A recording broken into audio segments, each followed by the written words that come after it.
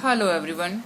Today we will discuss the topic of effect of pressure on change of state. यानी कि जो state change होती है उसके ऊपर प्रेशर का क्या इफेक्ट होता है वो हम इस टॉपिक के अंदर स्टडी करेंगे। कहता है the increase in pressure brings the particles of a substance closer. As a result, the interparticle space decrease. At the same time, the interparticle or intermolecular force increases.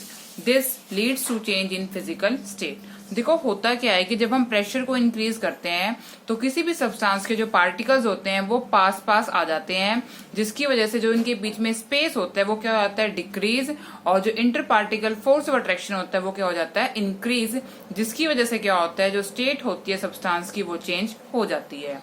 इसको एक एग्जांपल की help से study करने के लिए हम discuss करेंगे effect of pressure किसके ऊपर। एक गैस लेंगे हम सिलेंडर के अंदर और उसके ऊपर प्रेशर अप्लाई करेंगे किसकी हेल्प से, पिस्टन की हेल्प से, जैसा कि मैं आपको फिगर के अंदर शो करूंगी और आपको ये फिगर ड्रॉ भी करनी है, लेकिन पहले इसे समझ लीजिए। देखिए इस फिगर के अंदर क्या हो रहा है, आपको ये 3 फिगर्स देखनी है। जो फर्स्ट फिगर है उसके अंदर क्या है, हमारे पास प्रेशर लो है, लो प्रेशर है, लेकिन हेल्प किसकी हेल्प से अप्लाई हो रहा है, पिस्टन की हेल्प से। तो स्टेट कौन सी है, गैसियस। लेकिन फिर प्रेशर क्या किया, इंक्रीज किया, तो प्रेशर क्या हो गया, हाई। तो किस स्टेट के अंदर कन्वर्ट हो गया, लिक्विड स्टेट के अंदर। फिर हमने और प्रेशर बढ़ाया, वेरी हाई प्रेशर लगाया, तो स्टेट कौन सी आ गई, सॉलिड स्टेट। तो हम डिस्कस कर रहे हैं यहाँ पे effect of pressure physical state के ऊपर। यानी कि जब प्रेशर कम था तो पार्टिकल्स क्या थे, दूर दूर थे, और उनके बीच में जो inter particle force of attraction है वो क्या था, कम। तो इसलिए वो कौन सी स्टेट होगी, गैसियस स्टेट। लेकिन जब प्रेशर बढ़ा तो पार्टिकल्स के आगे पास पास और inter particle force of attraction बढ़ गया, तो स्टेट कौन सी आ गई, लिक्विड स्टेट। लेकिन उसके बाद जब प्रेशर बहुत ही ज्यादा हो गया तो पार्टिकल्स बहुत ही क्लोजर आ गए हैं, जिसकी वजह से inter particle force of attraction बढ़ जाता है और आपकी स्टेट कौन सी बन जाती है, सॉलिड स्टेट। तो आप ये तीनों डायग्राम ड्रॉ करेंगे और वही जो मैंने बोला है वही आपको यहाँ पे मैंने वर्डिंग के अंदर लिख के दे दी है। उसके बाद बात करते हैं scales of measuring the pressure. Pressure को मेजर करने के स्केल क्या होते हैं। देखो प्रेशर को हम एक्सप्रेस करते हैं एटमोस्फेयर के अंदर। 1 atmosphere is equal to 76 centimetre is equal to 760 mm। ये इसके एक्सप्रेस करने का तरीका है। तो हम प्रेशर को मेजर कर सकते हैं पास्कल के अंदर भी, जिसे शो करते हैं PA से। And 1 atmosphere is equal to 1.01 into 10 to the power 5 pascal, और PA से डिनोट करते हैं। उसके बाद बात करते हैं हम लोग simultaneous effect of temperature and pressure on the physical state of a substance. देखो हमने एक बार स्टडी किया टेम्परेचर का इफेक्ट, एक बार स्टडी किया प्रेशर का, अब दोनों का इकट्ठा इफेक्ट स्टडी करेंगे हम किसी भी सब्सटेंस के ऊपर। तो फर्स्ट डेफिनेशन आती है उसके अंदर critical temperature and critical pressure. कहता है for every gas there is a certain temperature above which the gas can't be convert to liquid state, however large may be the pressure on its surface। कहता है हर gas के लिए एक particular temperature होता है जिससे ऊपर हम गैस को लिक्विड स्टेट के अंदर कन्वर्ट नहीं कर सकते, चाहे हम जितना मर्जी प्रेशर सरफेस के ऊपर अप्लाई कर दे। उस टेम्परेचर को हम क्या बोलते हैं, क्रिटिकल टेम्परेचर, और उसके कॉरस्पॉन्डिंग जो प्रेशर होता है उसे हम क्या बोलते हैं, क्रिटिकल प्रेशर। एग्जाम्पल के तौर पे जो क्रिटिकल टेम्परेचर है CO2 का वो होता है 304.15 केल्विन, और उसका जो क्रिटिकल प्रेशर होता है इस टेम्परेचर के कॉरस्पॉन्डिंग वो कितना होता है 73.9 एटमोस्फियर। क्लियर है बच्चों। तो ये इसका टॉपिक था। अब हम बात करते हैं नेक्स्ट टॉपिक की, इवेपोरेशन, जो बहुत इंपॉर्टेंट है। इवेपोरेशन क्या होता है बच्चों, कि the phenomenon of change of liquid to vapour state at any temperature below the boiling point of liquid. यानी कि एक फिनोमिनन होता है जिसके अंदर क्या होता है, लिक्विड किसके अंदर कन्वर्ट होगा, वेपर स्टेट के अंदर किसी भी टेम्परेचर पे, लेकिन वो किससे नीचे होगा, उसके बॉइलिंग पॉइंट से नीचे होगा। इस फिनोमिनन को हम क्या बोलते हैं, इवेपोरेशन। इवेपोरेट हो जाना, समझ में आया, जैसे पानी इवेपोरेट हो जाता है, उड़ जाता है।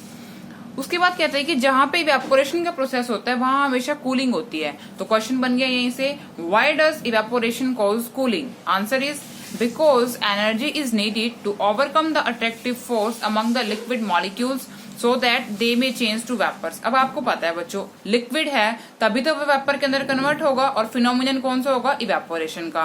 तो अब लिक्विड के मॉलिक्यूल्स के बीच में आपस में क्या है, फोर्स ऑफ अट्रैक्शन है। उसको कम करने के लिए किसकी रिक्वायरमेंट होगी, एनर्जी की रिक्वायरमेंट होगी। तो वो एनर्जी क्या करता है, अपने सराउंडिंग से ले लेता है, जिससे लिक्विड मॉलिक्यूल्स कन्वर्ट हो जाते हैं वेपर से। अगर सराउंडिंग से उसने हीट एनर्जी ले ली है तो जो सराउंडिंग का टेम्परेचर होगा वो क्या हो जाएगा, लोअर, कम हो जाएगा और वहां पे क्या हो जाएगी, कूलिंग। जब टेम्परेचर कम होता है आपको पता है तो वहां पे क्या होती है, कूलिंग हो जाती है। तो इसलिए the process of evaporation causes cooling. Clear है बच्चों। उसके बाद कॉन्सेप्ट आता है फैक्टर्स अफेक्टिंग इवेपोरेशन, कि इवेपोरेशन को कौन से फैक्टर्स इफेक्ट करते हैं वो हमें इसके अंदर स्टडी करना है। The very first is surface area available for evaporation, कि इवेपोरेशन के लिए आपको कितना सरफेस एरिया अवेलेबल है। देखो इवेपोरेशन क्या होती है, सरफेस फिनोमिनन होता है और ये सरफेस के ऊपर ही होता है। जितना ज्यादा सरफेस एरिया अवेलेबल होगा उतने ही जल्दी क्या होगा, रेट ऑफ इवेपोरेशन बढ़ जाएगा, यानी कि लिक्विड फटाफट वेपर के अंदर कन्वर्ट हो जाएगा। इंक्रीज इन टेम्परेचर, अगर हम टेम्परेचर को इंक्रीज करेंगे तो जो मॉलिक्यूल्स हैं उनकी काइनेटिक एनर्जी भी क्या करेगी, इंक्रीज करेगी, और जो इवेपोरेशन है वो भी क्या हो जाएगी, फास्टर। मैं पीछे बता चुकी हूँ काइनेटिक एनर्जी, नहीं पता हो तो पिछली वीडियो देख लेना आप लोग। Increase in speed of wind, जितनी तेज हवा चलेगी उतना ही इवेपोरेशन क्या होगा, फास्ट होगा। जैसे कपड़े हैं जल्दी जल्दी सूखते हैं अगर हवा चल रही है, समझ में आया ना। तो यही रीजन है। Nature of the liquid, liquid के नेचर के ऊपर, जितना कम बॉइलिंग पॉइंट होगा लिक्विड का उतनी ही उसकी टेंडेंसी होगी वेपर्स के अंदर चेंज होने की या फिर इवेपोरेट होने की। तो हम क्या बोल सकते हैं, lesser the boiling point of a liquid more is the tendency to change into vapour और टू इवेपोरेट। तो ये सभी हमने क्या डिस्कस करे, फैक्टर्स अफेक्टिंग इवेपोरेशन। इसके बाद हम लोग बात कर लेते हैं डिफरेंस की, किसके बीच में, बॉइलिंग के बीच में और इवेपोरेशन के बीच में। आप यहाँ से देख लो, आपको समझ आ जाएगा। देखिए difference between boiling and evaporation. Number 1, boiling occur only when the liquid is heated to a certain temperature called the boiling point of liquid.